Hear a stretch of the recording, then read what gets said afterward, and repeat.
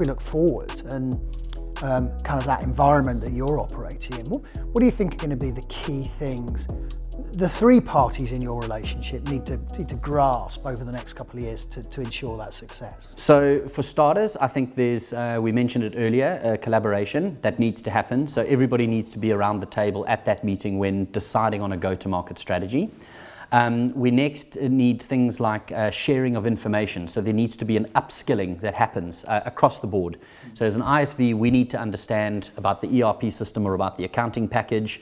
The channel, a person in channel needs to understand both. We and the publisher need to understand how the channel operate their business. And so there's this sharing of information.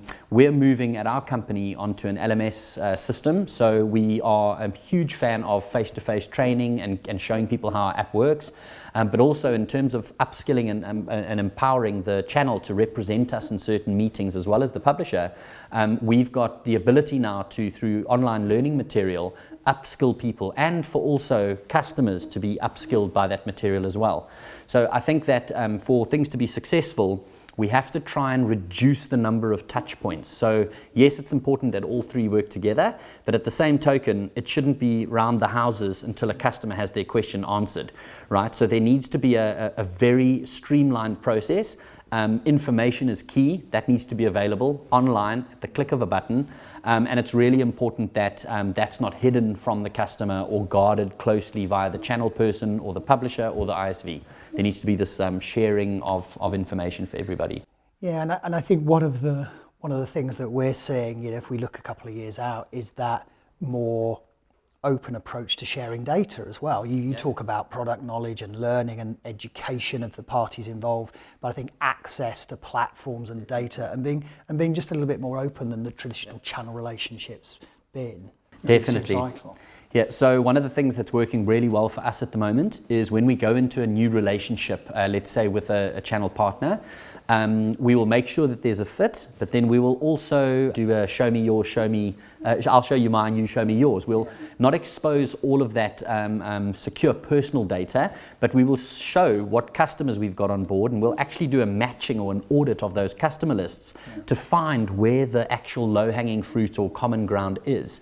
And that speaks to your point about sharing of data.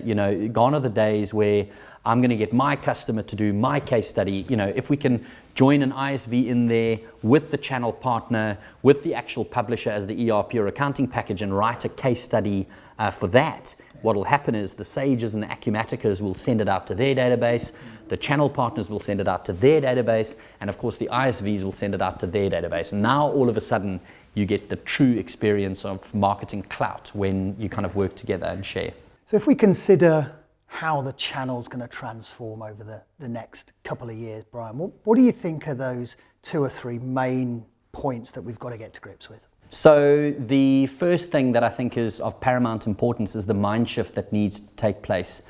That from a mindset of selling once-off services and consulting time to that of a software as a service and a proper subscription-based model. And so as far as channel sales are concerned, that's the only way that this is really going to be able to be something that adds value to the revenue streams of all the industries, is when we can move to that subscription-based model.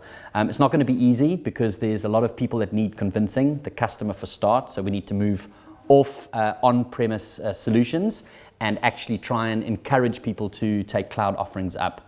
The second thing that's going to be of critical importance is actually going to be the collaboration that needs to happen within the channel. So the channel partners, the publishers or vendors, as well as us ISVs, need to all be able to get into the room, agree on go-to-market strategies that are going to be beneficial to all parties, and then pool of resources together in a bid to kind of get that transformation happening and to put a better story out to the customer. And then finally, big tech is going to play a role here. So we've spoken about these marketplaces that are starting to pop up all over the show, and this is where we put out our software pieces and apps for customers to get exposure to.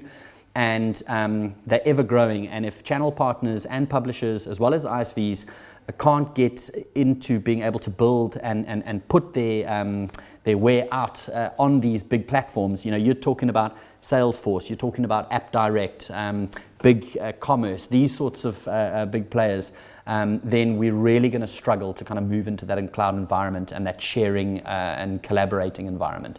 So those would be the three. Brian, thank you very much for your time. I really appreciate it. It's a pleasure. It's always a pleasure, Tom. Thanks.